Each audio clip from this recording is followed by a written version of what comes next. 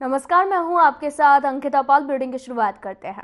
Hero group of companies को hero future energies यानी कि HFE ने उत्तर प्रदेश में हरित ऊर्जा एवं स्वच्छ प्रौद्योगिकी योजना की स्थापना के लिए 4,000 करोड़ रुपए के निवेश समझौते MOU पर हस्ताक्षर किए हैं। दावोस स्विट्जरलैंड शिखर सम्मेलन में प्रदेश सरकार की ओर से अवस्थापना एवं औद्योगिक विकास आयुक्त मनोज कुमार सिंह और हीरो फ्यूचर एनर्जीज की भारत और यूरोप में पवन ऊर्जा है सौर उत्पादन की 3 गीगावाट की इकाइयां संचालित हैं। साथ ही Bharat, Vietnam, Bangladesh, United Kingdom में 2 गीगावाट की परियोजनाएं प्रस्तावित हैं। अवस्थापना एवं औद्योगिक विकास आयुक्त मनोज सिंह के नेतृत्व में गए और प्रदेश सरकार के प्रतिनिधिमंडल ने दावोस शिखर सम्मेलन में HCL टेक्नोलॉजी, यूनिलीव, नेस्ले और माइक्रोसॉफ्ट के उच्च अधिकारियों से मुलाकात की। इस दौरान HCL टेक्नोलॉजी के चीफ प्रोडक्ट ऑफिसर कल्याण कुमार ने लखनऊ में अपनी कंपनी के उत्पादन क्षेत्र में विस्तार से चर्चा की है।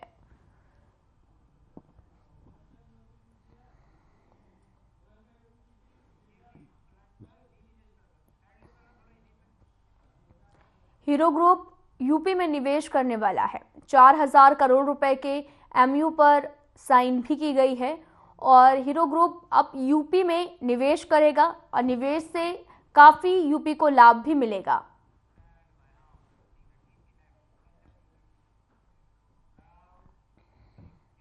बुलंदशहर में सीएम योगी आदित्यनाथ ने, आपको बता दें कि कार्यों का स्तरीय निरीक्षण किया, जिसके बाद में सीएम ने प्रेस कॉन्फ्रेंस की।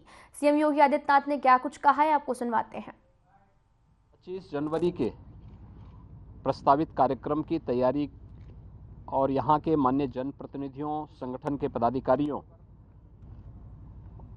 और प्रशासन के साथ इस बैठक के सिलसिले में कार्यक्रम स्थल का निरीक्षण करने के लिए यहाँ पर आया हूँ। अभी पिछले दिनों प्रदेश के मुख्य सचिव और प्रदेश के DGP ने भी प्रभारी मंत्री के साथ में इस पूरे क्षेत्र का निरीक्षण किया था, क्योंकि 22 जनवरी के कार्यक्रम की दृष्टि से अयोध्या धाम में रामलला की मूर्ति प्राण प्रतिष्ठा और रामोत्सव के कार्यक्रम की दृष्टि से वहाँ तैयारियां युद्ध स्तर पर चल रही हैं। उसी में से समय निकाल करके आज मुझे यहाँ पर मैं यहाँ आया हूँ और मुझे प्रसन्नता है कि संगठन, जनप्रतिनिधियों ने मिलकर, प्रशासन ने मिलकर के 25 जनवरी के कार्यक्रम को पूरी भव्यता के साथ आयोजित करने की तैयारी पूरी कर ली है। यहाँ पर प्रधानमंत्री जी का जो कार्यक्रम होगा, बुलंदशहर और मेरठ कमिश्नरी के प्रोजेक्ट का लोकार्पण और शिलान्यास भी होगा। कार्यकर्ताओं के साथ संवाद का एक बड़ा कार्यक्रम यहाँ पे रखा गया है। प्रधानमंत्री जी के जो कुछ प्रस्तावित कार्यक्रम जनवरी और फरवरी के हैं, उनमें उसकी शुरुआत पश्चिमी उत्तर प्रदेश के बुलंदशहर से होने जा रही है और इस अवसर पर प्रधानमंत्री जी के स्वागत के लिए पश्चिमी उत्तर प्रदेश पूरी तरह तैयार है। आज उसी की समीक्षा करने के लिए यहाँ पर आए हैं। यहाँ पे बहुत सारे प्रोजेक्ट हैं जो बुलंदशहर में बाबूजी कल्याण सिंह जी के नाम पर बना हुआ नया मेडिकल कॉलेज का लोकार्पण का कार्यक्रम भी है। डेडिकेटेड फ्रेट कॉरिडोर के सेक्शन का लोकार्पण का भी है। अलीगढ़ से कन्नौज के बीच का एक 4 लेन हाईवे के लोकार्पण का भी है और इस कमिश्नरी के अन्य बड़े प्रोजेक्ट भी काफ़ी बड़े पैमाने पर हैं। सभी का हजारों करोड़ रुपए की उन परियोजनाओं का लोकार्पण और शिलान्यास आदरणीय प्रधानमंत्री जी के कर कमलों से यहाँ पर संपन्न होगा और शाही कार्यकर्ताओं को प्रधानमंत्री जी का मार्गदर्शन और आशीर्वाद भी प्राप्त होगा। इसीलिए आज मैं यहाँ पर इसकी व्यवस्था देखने के लिए आया था और मुझे प्रसन्नता है कि यहाँ पे तैयारियाँ युद्ध स्तर पर चल रही हैं। 22 के कार्यक्रम के उत्साह के साथ साथ प्रधानमंत्री जी के 25 के कार्यक्रम के लिए भी कार्यकर्ता पूरी तैयारी के साथ और पूरी तन्मयता के साथ लगे हुए हैं। धन्यवाद जी। मुख्यमंत्री जी हम लोगों के साथ भी फोटो खिंचा लीजिए, यहाँ खड़े होके प्लीज। तो बढ़ते हैं आगे। आपको बता दें कि अयोध्या के राम मंदिर परिसर के मुख्य द्वार से हमारे चैनल हेड ब्रजमोहन सिंह रघुवंशी ने क्या कुछ कहा, सुनाते हैं आपको।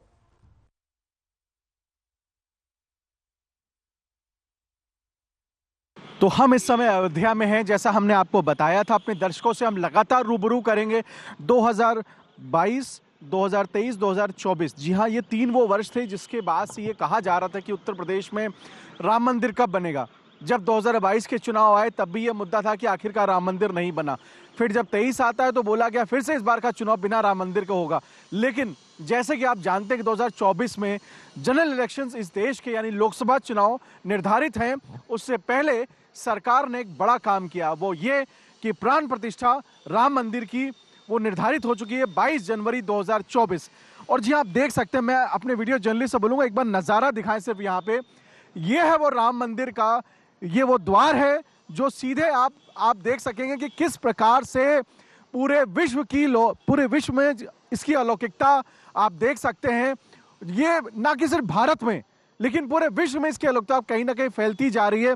आप सिर्फ देखिए, लगातार कारीगर काम कर रहे हैं। आपने सिर्फ किताबों में पढ़ा होगा, आपने सुना होगा कि जब इससे पहले हमारे जो राजा हुआ करते थे, मुगल शासक हुआ करते थे, उन्होंने बहुत बड़ी बड़ी इमारतें बनाई और उन्होंने कहीं ना कहीं ऐसे कारीगरों को इस्तेमाल किया जो कारीगर उसके बाद से उन्होंने उससे बेहतर कोई नई उन्होंने अलौकिक कोई इमारत तक नहीं बनाई। लेकिन ये वो लोग हमारे, मैं चाहूँगा अपने वीडियो जर्नलिस्ट से ज़रूर दिखाएं कि ये किस तरीके से रात भर काम कर रहे हैं। इस समय जो ठंड यहाँ पड़ रही है वो ठंड अपने आप में बताती है। मैं चाहूँगा कि एक बार सिर्फ मेरे वीडियो जर्नलिस्ट एक बार ऊपर तक दिखाएं कि इस समय ठंड का नज़ारा क्या है। रात के लगभग 10 बज चुके हैं और ये कारीगर काम कर रहे हैं यहाँ पे। भैया कहाँ से आए हैं आप, क्या नाम है आपका? यही से सर, यूपी से। भैया ये क्या आप अभी क्या यहाँ पे काम अभी कंप्लीट नहीं हुआ है? नहीं, बस हो ही गया, बस थोड़ा सा काम बाकी है तो इसमें। कितने दिनों से आप लोग काम कर रहे हैं यहाँ तो लगभग 20 दिन से काम कर रहे हैं हम लोग। तो अभी भी काम कंप्लीट नहीं हुआ? बस होने ही वाला है, आजकल में हो जाएगा। तो आप देख सकते हैं किस तरीके से लगातार ये लोग हैं जो कहीं ना कहीं अपना काम कर रहे हैं। एक सबसे बड़ी बात मैं आपको बताते चलूं, पूरे देश की सुरक्षा जिनके हाथों में होती है, जिसको हम पुलिस कहते हैं, आप उनको देख सकते हैं, ना उनके लिए दिन है ना रात है। वो लगातार मुस्तैदी से यहाँ पे लगे हुए हैं इस मंदिर की सुरक्षा। भगवान राम की सुरक्षा की उन्हें आवश्यकता नहीं है, लेकिन जो लोग भगवान राम के दर्शन करने आ रहे हैं ये उनकी सुरक्षा के लिए है। आप इस समय जिस समय आप लोग अपने घरों में रजाई में और ब्लोअर में बैठे हुए हैं, ये वो पुलिसकर्मी हैं। जी हाँ, उत्तर प्रदेश में योगी आदित्यनाथ जी की सरकार है। जिस तरह वो 24 घंटों में वो कहते हैं कि वो 20 घंटे काम करते हैं, कहीं ना कहीं उनके पुलिस अधिकारी भी यहाँ भी काम कर रहे हैं। मैं एक बार इनसे बातचीत करना चाहता हूँ। आप कितने दिनों से आप यहाँ पे हैं? ये नई जानकारी देना चाहते हैं सर। आप यहाँ कितने दिनों से आप यहाँ पे आपकी ड्यूटी लगी हुई है? 4 महीने से लगभग हैं हम लोग, 4 महीने से हैं। क्या शुभ नाम है आपका? पवन पांडे। पवन पांडे जी, आप यहाँ पे, आपको ये लगता है कि एक सौभाग्य है कि भगवान श्री राम जी के मंदिर के समक्ष आपको ये ड्यूटी मिली हुई है और इतने लगातार लोग जहाँ पे आराम कर रहे हैं, इतनी ठंड में आप यहाँ पे मुस्तैदी से खड़े हुए हैं, क्या कहना चाहेंगे आप? बहुत बड़ा सौभाग्य हम लोगों का, हमारे पूर्वजों का सौभाग्य है, हमारा सौभाग्य है, बहुत बड़ा सौभाग्य है। हम बहुत खुश हैं, यहाँ ड्यूटी करते बहुत खुश हैं। तो आप देख सकते हैं ये है हमारी भारतीय पुलिस। जी हाँ, उत्तर प्रदेश पुलिस भारत की पुलिस में ही इसको हम इंक्लूड करेंगे। इन्हें यहाँ पे गौरवान्वित महसूस हो रहा है कि इस विशाल राम मंदिर के समक्ष ये यहाँ पे मौजूद है। और जहाँ पे इतनी गलन हो रही है, मेरे कान लाल हो रहे हैं, मेरे वीडियो जर्नलिस्ट ने मफलर पहना हुआ है, लेकिन आप देख सकते हैं अभी तो सिर्फ 10 बजे हैं।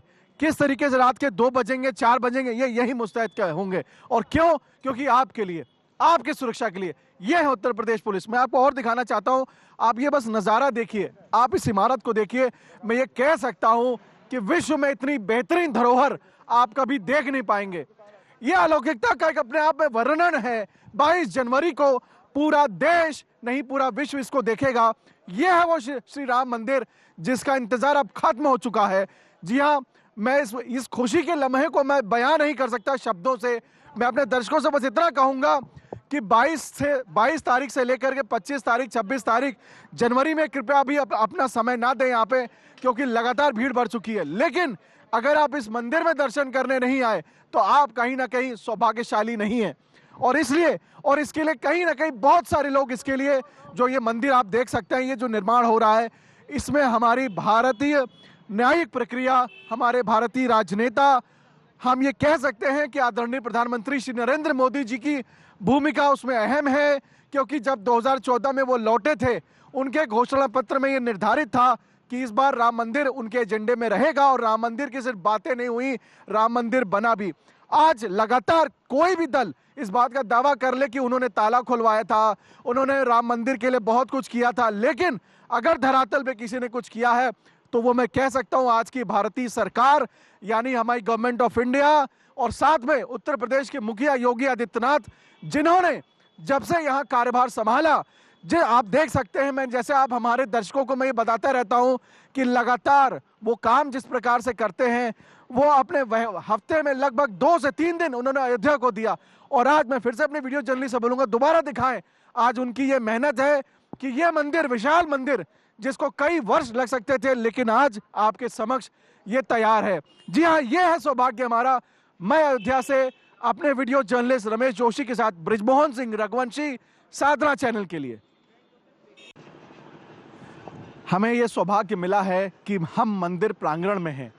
ये सौभाग्य इसलिए मिला है क्योंकि उत्तर प्रदेश सरकार, उत्तर प्रदेश पुलिस ने हमें इस बात की अनुमति दी कि आप दर्शकों तक ये बात पहुंचा सके कि किस प्रकार ये जेसीबी की मशीन आप देख सकते हैं, लगातार 24 घंटे यहाँ पे काम चल रहा है। जिस प्रकार ये पत्थर, ये मात्र पत्थर नहीं है, ये पत्थर कुछ कह रहे हैं। भगवान श्री राम ये कह रहे हैं कि हाँ, ये मेरा घर है, और इस घर को लगभग 700 वर्षों तक मैं दोबारा अपने दर्शकों से कहना चाहूंगा, 700 वर्षों के बाद प्रभु श्री राम जी को ये अवसर मिला है कि वो अपने गृह में जा रहे हैं। जी हाँ, आपने रामायण सीरियल में देखा होगा सबसे पहले कि अयोध्या से वो राम मंदिर, भगवान श्री राम हुआ करते थे, लेकिन अयोध्या में वो रह नहीं पाए। ये दुर्भाग्य है हमारे देश का कि हमने प्रभु श्री राम जी को उनके घर से दूर रखा। सरकारें कोई भी रही हो, काम कुछ नहीं हुआ। लेकिन आप देखिए, इसकी भव्यता देखिए, जैसे आपने वाराणसी में जैसे महसूस किया, जहां पे भगवान भोलेनाथ विराजमान है, यहाँ प्रभु श्री राम है। मैं चाहूंगा वीडियो जर्नलिस्ट से एक बार पूरा यहाँ पे दिखाए कि किस मुस्तैदी के साथ यहाँ पे ये लगातार पुलिसकर्मी मौजूद है। ठंड लगभग 4 डिग्री 3 डिग्री सेंटीग्रेड में यहाँ पे ये खड़े हैं। किसकी सुरक्षा के लिए? यह हमारी आपकी सुरक्षा के लिए। और यह है वो राम मंदिर। जी हाँ, हमारे अपने दर्शकों से मैं कहना चाहता हूँ, अपने घरों से बाहर निकलिए। 22 तारीख को आपको कहीं ना कहीं, अगर आप अपने दफ्तर में हैं, अपने घर में हैं, आपको प्रभु श्री राम को याद करना है कुछ, क्योंकि इसके लिए लोगों ने बलिदान दिया है। यहाँ खून की नदियां गिरी हैं। जी हाँ, यही वो जगह थी जहां पे खून की नदियां बही थी। तो यहाँ पे ये जो मंदिर आप देख रहे हैं, ये इतना आसान मंदिर नहीं है। इसको बनाने में बहुत लोगों ने आहुति दी है, और आज हमारा सौभाग्य है कि हम यहाँ मौजूद हैं, जिसके लिए मैं फिर से पुनः अपने प्रधानमंत्री श्री नरेंद्र मोदी जी और अपने मुखिया उत्तर प्रदेश के श्री योगी आदित्यनाथ जी को क्रेडिट देना चाहूंगा, जिन्होंने, जिनकी आक्रामकता से, जिनकी मेहनत से ये मंदिर 22 जनवरी को प्राण प्रतिष्ठा अब इसका संभव हो पाया है। नहीं तो शायद फिर से 1 दशक लग जाते। मैं चाहूंगा कि आप देखिए, एक लॉन्ग शॉट जरूर ले हमारे वीडियो जर्नलिस्ट, क्योंकि हमें यह अनुमति प्रदान की गई है।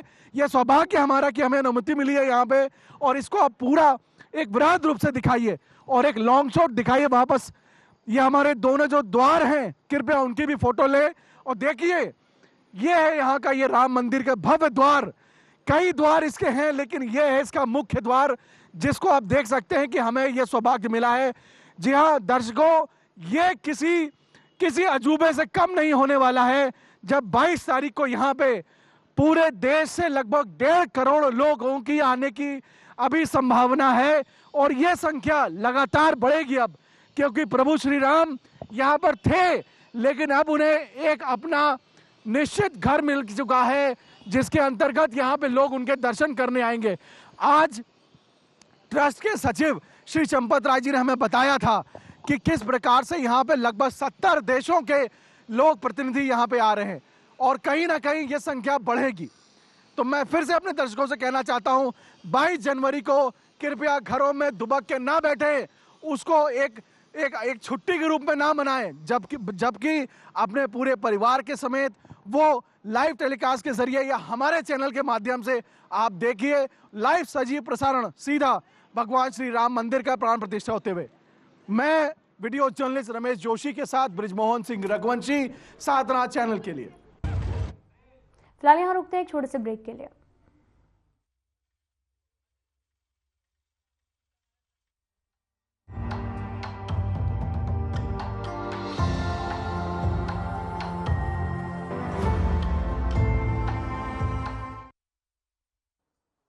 Channel head Shri Brijmohan Singh, Sadhana news. Best channel head Shri Brijmohan Singh, Sadhana news. ये पीछे बैठे लोगों से मेरी खास तवज्जो मैं उनकी चाहूंगी कि प्लीज आप लोग तालियां जरूर बजाएं प्लीज। यहाँ पे आने वाले सभी लोगों की हौसला अफजाई होती है आपकी तालियों से।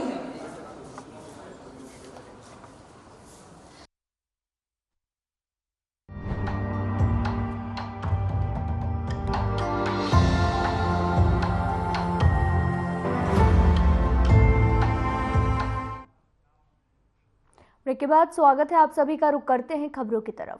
ग्रामश्री एवं क्राफ्ट रूट द्वारा आयोजित हैंडीक्राफ्ट प्रदर्शनी के उद्घाटन समारोह में सम्मिलित होते हुए सीएम योगी आदित्यनाथ नजर आ रहे हैं। आप तस्वीरें भी देख सकते हैं जहां पर हैंडीक्राफ्ट प्रदर्शनी का आयोजन किया गया और क्राफ्ट रूट का ये आयोजन लखनऊ में किया गया है।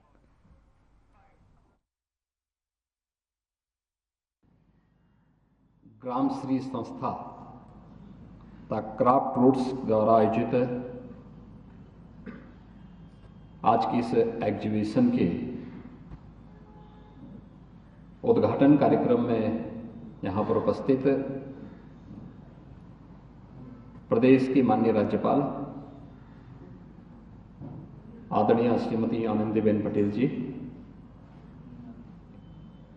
उत्तर प्रदेश सरकार में मेरे वरिष्ठ सहयोगीगण, उप मुख्यमंत्री द्वय श्री केशव प्रसाद मौर्य जी, श्री ब्रजेश पाठक जी, मंत्रिमंडल के मेरे वरिष्ठ सहयोगी श्री आशीष पटेल जी, महापौर श्रीमती सुषमा खरकवाल जी,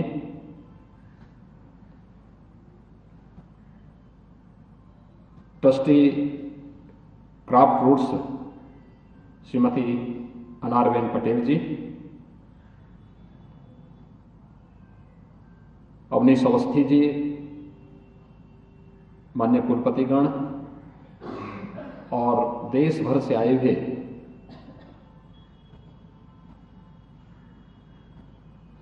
हैंडीक्राफ्ट्स के क्षेत्र में जिन्होंने एक परंपरा को और एक विरासत को सजाया है, संवारा है, ऐसे सभी हमारे हस्तशिल्पीगण और उपस्थित बहनों और भाइयों, मैं सबसे पहले आज के इस एग्जीबिशन के उद्घाटन कार्यक्रम के अवसर पर प्रदेश की माननीय राज्यपाल जी का, प्रदेश के 96 लाख एमएसएमई सेक्टर में कार्य करने वाले सूक्ष्म लघु मध्यम उद्यम से जुड़े हुए सभी हस्तशिल्पियों, कारीगरों की ओर से हृदय से स्वागत करता हूं, अभिनंदन करता हूं।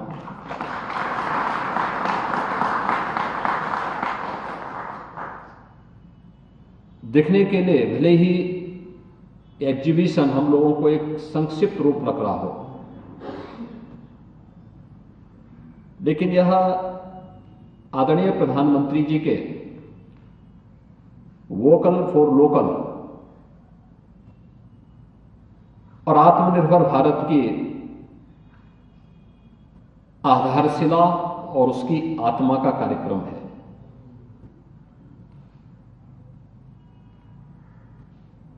हैंडीक्राफ्ट की ताकत को हम लोग एक प्रकार से विस्मृत से कर चुके थे। यद्यपि आदरणीय प्रधानमंत्री जी की प्रेरणा से हम लोगों ने 2018 में प्रदेश के अपने परंपरागत उद्यम को प्रोत्साहित करने के लिए वन डिस्ट्रिक्ट वन प्रोडक्ट का एक अभिनव कार्यक्रम प्रारंभ किया, जिसने उत्तर प्रदेश के सभी 75 जनपदों के लिए एक यूनिक प्रोडक्ट का चयन करते हुए, जो पहले से चली आ रही थी, अपनी ओर से अलग से कुछ भी नहीं दिया, उसको डिजाइनिंग के साथ, उसको टेक्नोलॉजी के साथ, उसको मार्केटिंग के साथ जोड़ने के एक अभिनव कार्यक्रम को हम लोगों ने आगे बढ़ाने का कार्य किया। और उसके अगले वर्ष के ही कार्यक्रम में फिर विश्वकर्मा श्रम सम्मान जैसी योजना प्रदेश में लागू हुई, जो प्रदेश के कारीगर और हस्तशिल्पियों के प्रोत्साहन के लिए, उनके प्रशिक्षण के लिए शासन के द्वारा उन्हें मानदेय और उन्हें टूल किट उपलब्ध कराए जा सकें, इस कार्यक्रम को हम लोगों ने प्रदेश में लागू किया। हमने इसकी ताकत को देखा। उत्तर प्रदेश जैसा राज्य, जिसके बारे में कहा जाता था कि ये लैंडलॉक्ड स्टेट है, यहां से एक्सपोर्ट नहीं हो सकता, जिसके बारे में लोगों की अन्य तमाम धारणाएं थी, मैं देख के ताज्जुब था कि अगले 2-3 वर्ष के अंदर ही हमारा जो एक्सपोर्ट था यूपी का, वह 2 गुने से अधिक हो गया। और उत्तर प्रदेश के अंदर हर एक ओर सरकार के द्वारा थोड़ा प्रोत्साहन दिया गया, परिणाम बहुत अच्छे निकले। कोरोना कालखंड के दौरान जब लॉकडाउन लगा था, उससे पहले यहां पर आदरणीय राज्यपाल महोदय ने बहुत सारे अभिनव प्रयोग प्रारंभ किए थे, खासतौर पर महिला सशक्तिकरण के लिए, उन परिवारों के लिए जो अब तक कार्य से वंचित थे। उनके अभिनव प्रयोग की जो सबसे महत्वपूर्ण कड़ियां थी, उनमें से हमारे आंगनबाड़ी केंद्र भी थी। राजभवन वही मैंने उत्तर प्रदेश के ओडीओपी के जुड़े हुए उन बर्तनों को देखा, जो जैसे खुर्जा का, क्रॉकरी का था। मुझे स्वयं भी नहीं मालूम था कि उत्तर प्रदेश के अंदर इस प्रकार के अच्छे बर्तन यहां के कारीगर बनाते हैं। और अक्सर जब इस पे चर्चा होने लग गई तो हम लोगों को लगा कि नहीं, उत्तर प्रदेश में तो पर्याप्त पोटेंशियल है, हम इसको आगे बढ़ा सकते हैं। और आज उनके मार्गदर्शन में उत्तर प्रदेश ने तेजी के साथ इस कार्यक्रम को आगे बढ़ाया। तो वन डिस्ट्रिक्ट वन प्रोडक्ट का यह कार्यक्रम देश के अंदर एक यूनिक प्रोडक्ट के रूप में लोगों के लिए एक नई ब्रांड बनी है। आज का यह कार्यक्रम महत्वपूर्ण इसलिए है कि आप जितने भी हैंडीक्राफ्ट से जुड़े हुए यहां पर कारीगर और हस्तशिल्पी आए हैं, जिन्होंने अपने अपने सेक्टर में नया कार्य किया है, आप अनेक लोगों को रोजगार दे सकते हैं। आप स्वयं तो आत्मनिर्भर हैं, अन्य लोगों के लिए भी एक नई प्रेरणा है। प्रेरणा इस रूप में है, हमने अपनी ताकत, आपकी ताकत को कोरोना कालखंड में पहचाना था। याद करिए, कोरोना में लॉकडाउन लगते ही बड़े पैमाने पे प्लान हुआ था, और उस समय हम लोगों ने एक प्रयास किया था कि हमारे पास अगर एमएसएमई यूनिट हैं और ये सूक्ष्म लघु मध्यम उद्यम से जुड़े हुए, क्राफ्ट से जुड़े हुए अलग अलग अब कार्यक्रम अलग अलग जनपदों में चल रहे हैं, सरकार अगर इनको किसी भी प्रकार की बंदी से बचा करके थोड़ा बहुत सपोर्ट कर ले, तो जो लोग उत्तर प्रदेश में आ रहे हैं उन लोगों को यहीं पे कार्य मिल सकता है। और उसका परिणाम बहुत अच्छा रहा। खासतौर पर 40 लाख से अधिक लोग उत्तर प्रदेश में आए, और हम लोगों ने उस समय अपील की थी कि भाई हमारे पास तो 96 लाख एमएसएमई यूनिट है। अगर इसमें से एक व्यक्ति भी, अगर एक यूनिट एक व्यक्ति को भी अपने पास समाहित कर ले, तो हमारे पास तो हम 1 करोड़ लोगों को अपने साथ जोड़ सकते हैं। और मैं अभिनंदन करूंगा कि उत्तर प्रदेश के उस समय के एमएसएमई से जुड़े हुए हमारे उद्यमियों ने उन सभी लोगों को कुछ न कुछ कार्य दे करके संकट की घड़ी में बचाने का काम किया था। और परिणाम हम सबके सामने था कि कोरोना का एक बेहतरीन प्रबंधन करने में आदरणीय प्रधानमंत्री जी के नेतृत्व में हम लोगों को देश के अंदर एक सफलता प्राप्त हुई थी। आज भी इस सेक्टर में बहुत सारी चीजें चल सकती हैं और मैंने दूसरी ताकत देखी जब गत वर्ष हम लोगों ने ग्रेटर नोएडा में उत्तर प्रदेश का पहला ऐसी एग्जीबिशन हम लोगों ने लगाई थी जो उत्तर प्रदेश के अंदर जो प्रोडक्ट तैयार हो रहे हैं, बन रहे हैं, उन्हें वहां पर हम डिस्प्ले कर सके। एक ट्रेड शो का आयोजन किया था। आप आश्चर्य करेंगे कि 3 दिन के लिए ट्रेड शो था। माननीय राष्ट्रपति जी ने उसका उद्घाटन किया था और 3 दिन के इस ट्रेड शो में 4 लाख से अधिक लोगों ने वहां पर आकर के भागीदारी की। 500 से अधिक फॉरेन बायर्स वहां आए थे जिन्होंने वहां पे अपने ऑर्डर प्लेस किए और सीधे वहां से उन लोगों को खरीदने की व्यवस्था की। आज अमेजन और फ्लिपकार्ट जैसी संस्थाएं उत्तर प्रदेश की ओडीओपी की योजना के साथ जुड़ी हुई हैं और बहुत सारी चीजें इसमें आगे बढ़ सकती हैं। यह कार्यक्रम महत्वपूर्ण इसलिए है क्योंकि आदरणीय राज्यपाल महोदया जब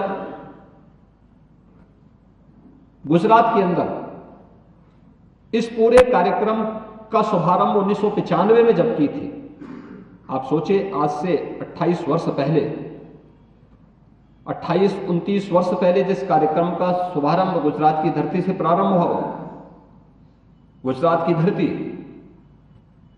जो राष्ट्रपिता महात्मा गांधी की धरती है। राष्ट्रपिता महात्मा गांधी। फिलहाल इस बुलेटिन में इतना ही। नमस्कार।